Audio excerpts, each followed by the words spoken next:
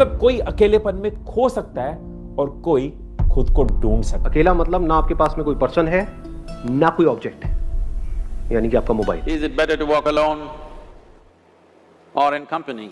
Usually दो type के लोग होते हैं। एक वो जिनकी पेरेंटिंग ही ऐसी हुई होती है बचपन में कि वो यंग होने के बाद भी लोगों के साथ इंटरेक्ट नहीं करना चाहते। दूसरे वो लोग होते हैं जिनकी सोच और इंटरेस्ट इतने ज़्यादा अलग होते हैं कि वो किसी भी इंसान से रिलेट ही नहीं कर पाते, क्योंकि वो बहुत ज़्यादा यूनिक होते हैं। आप में से बहुत से लोग फर्स्ट कैटेगरी में आते होंगे और बहुत से लोग सेकंड कैटेगरी से बिलोंग करते होंगे। बट डिड यू नो कि आपका ये अकेला रहना आपको कितना ज़्यादा स्ट्रॉन्ग बना रहा है? क्या आपको पता है बहुत सारे पॉलिटिशियंस, एंटरप्रेन्योर्स, एंटरटेनर्स सॉलिट्यूड को अपनी ताकत मानते हैं एंड अकॉर्डिंग टू देम उनके सक्सेस के पीछे का सबसे बड़ा राज उनका सॉलिट्यूड ही है। पर अगर ऐसा है तो फिर क्यों इंडिया में डिप्रेशन के पीछे का सबसे बड़ा मेजर रीजन अकेलापन है? वो इसलिए क्योंकि लोनलीनेस और सॉलिट्यूड में बहुत ज़्यादा फर्क होता है।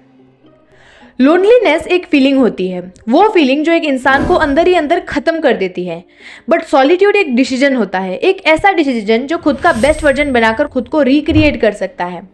इसलिए हमारे प्राचीन ग्रंथों में भी यही बताया गया है कि किस तरह से संत अकेले रहकर मेडिटेशन करके ज्ञान की प्राप्ति किया करते थे। लेकिन जब ह्यूमन सोशल एनिमल है तो फिर हमें अकेले रहने की जरूरत क्यों है? एक्चुअली हमारा ब्रेन 2 पार्ट में डिवाइडेड होता है। फर्स्ट पार्ट चीज़ों को लर्न करता है और सीखता है, और द सेकेंड पार्ट सीखी हुई चीज़ों को रिकॉल करता है, इमेजिनेशन करता है और क्रिएटिविटी बताता है। बट सेकेंड पार्ट तभी अच्छे से वर्क कर पाता है जब हम अकेले होते हैं। बट इन मॉडर्न टाइम जहाँ सोशल मीडिया जैसा बड़ा जाल फैला हुआ है, हम अकेले रह कर भी अकेले नहीं हैं, क्योंकि अकेले रहकर भी हम या तो सोशल मीडिया स्क्रॉल कर रहे होते हैं या फिर उसी से रिलेटेड कोई दूसरी एक्टिविटी कर रहे होते हैं, जिससे हमारे ब्रेन को शांति तो बिल्कुल नहीं मिल रही है। सॉलिट्यूड का मतलब होता है अकेले रहकर खुद को पहचानना, अपने अंदर की स्ट्रेंथ और वीकनेस को जानना और उन पर काम करना। जब आप अकेले होते हो तब आपके पास डिस्ट्रैक्शन बहुत कम होता है और आप जेन्युइनली उन कामों पर फोकस कर पाते हो जो सच में आपको करने की जरूरत होती है। तो अब हम स्टेप बाय स्टेप बात करते हैं लोनलीनेस के बेनिफिट की कि किस तरह से आप अपने लोनलीनेस को खुद का बेस्ट वर्जन बनाने के लिए यूज कर सकते हो। Number 1, fast growth. एक बहुत ही पॉपुलर कहावत है कि if you want to go fast go alone, और इस चीज को मैंने खुद भी एक्सपीरियंस किया है।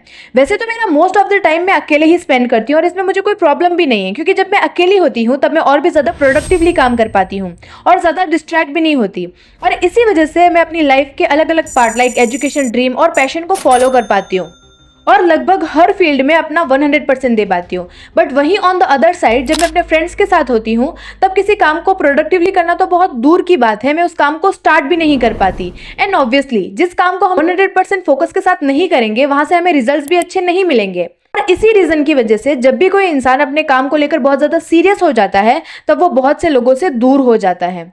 Number 2, multitasking. शुरुआत में जब आप अकेले होते हो तब आपको आपके सारे काम खुद ही करने पड़ते हैं। इवन अगर आप कुछ सक्सेसफुल लोगों को देखोगे तो आपको समझ में आएगा कि उन्हें लगभग हर फील्ड की नॉलेज होती है।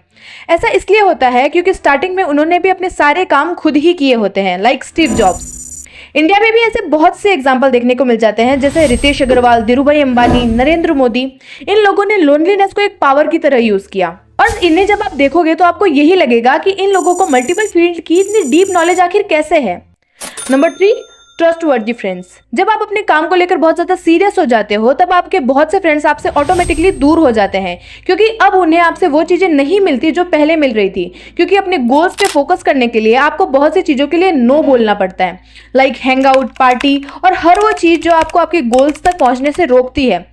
इस सिचुएशन में आप नोटिस करोगे कि आपके बहुत से फ्रेंड्स धीरे धीरे गायब हो रहे हैं और सिर्फ 1 या 2 ही फ्रेंड्स ऐसे होंगे जो सच में आपकी बात को समझ रहे होंगे और आपसे रिलेट भी कर पा रहे होंगे। बस वही आपके रियल फ्रेंड्स होंगे। नंबर 4, मोर स्ट्रेंथ। अगर आप अपनी लोनलीनेस को फेस कर सकते हो इसका मतलब आपके अंदर कितनी भी प्रॉब्लम्स है आप उसको भी मैनेज कर सकते हो। जबकि कोई इंसान ऐसा है जो लोनलीनेस से दूर भागता है तो वो कभी अपने अंदर की नेगेटिविटी को पहचान नहीं पाएगा और खुद को कभी इंप्रूव भी नहीं कर पाएगा। सो अपनी लोनलीनेस को एक वीकनेस की तरह देखने के बजाय इसे अपनी स्ट्रेंथ बनाओ और अपनी पूरी पोटेंशियल को अपने गोल को अचीव करने के लिए, एक अच्छी रिलेशनशिप मैनेज करने के लिए और खुद का बेस्ट वर्जन बाहर निकालने के लिए यूज करो।